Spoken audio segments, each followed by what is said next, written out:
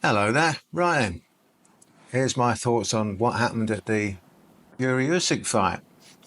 Well, I did give my prediction that Usyk would win. Go and check that out. I also said that he'd probably win by a late TKO 9 or 10th round.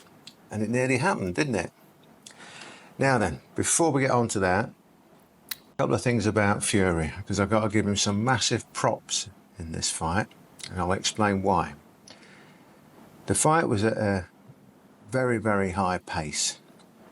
And Fury, so far, is the only heavyweight to have been able to handle that pace right the way through to the 12th round with Usyk. So I've got to give him props for his fitness and conditioning in that respect.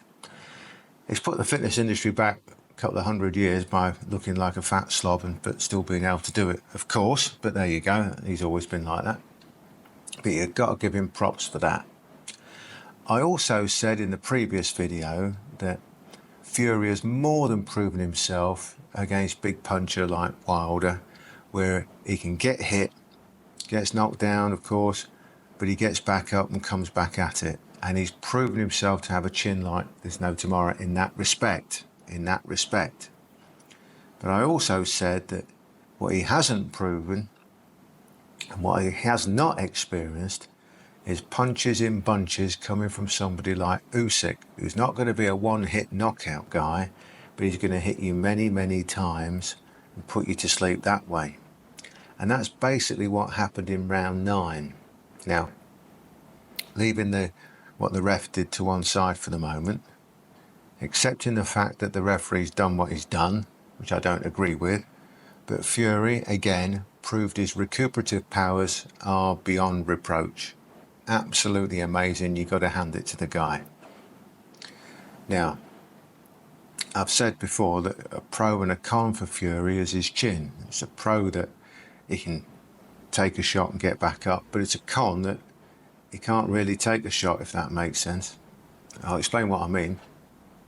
He gets hit and he gets hit, but he recovers. So there's a plus and minus on that chin, if that makes sense. So I've got to give props to Fury on that. Now, a lot of people are saying that, especially the boxing media in the UK and, big Fury fans, that he dominated the first 6 rounds. Well, that's so wrong. It's ridiculous. Usyk won the first 3 for sure. Now, jumping back to what I said previously, I said that Usyk will never get a points decision against Fury in Riyadh because Fury is the cash cow.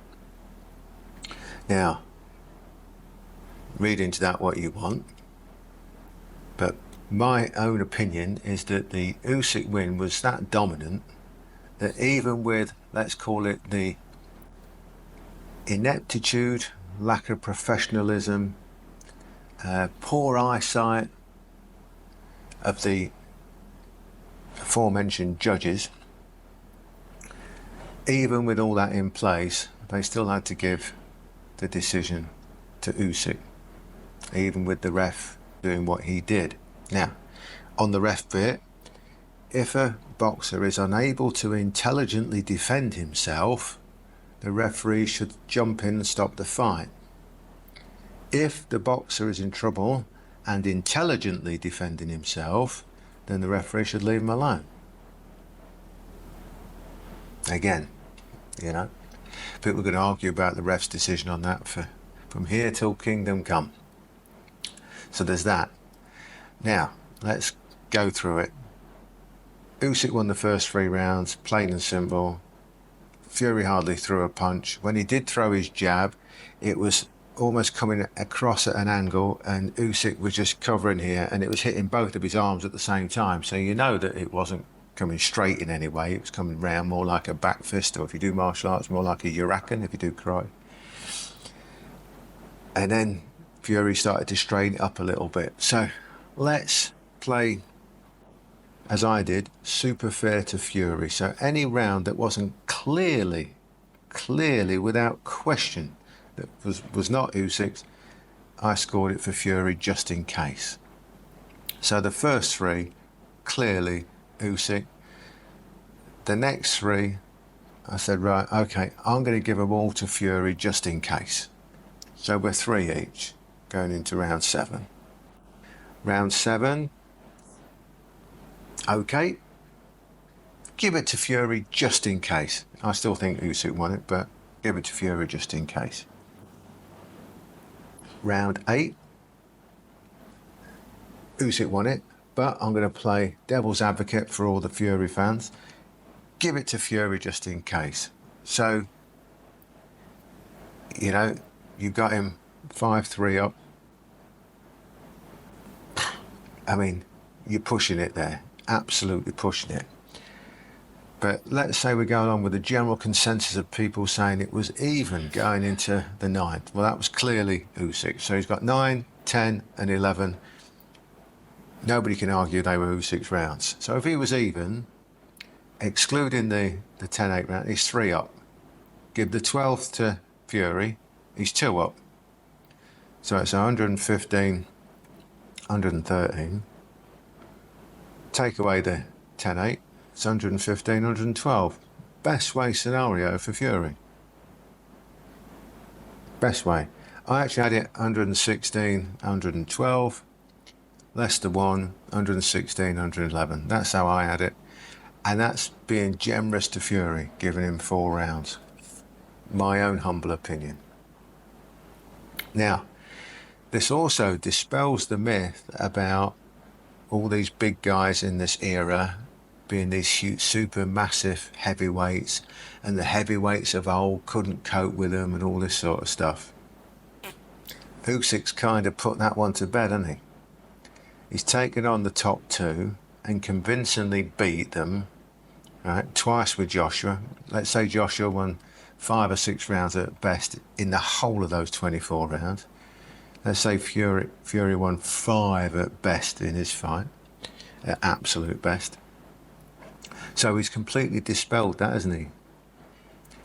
So then you start to look back at the boxers before, the top heavyweights before, just throwing out some names, you know.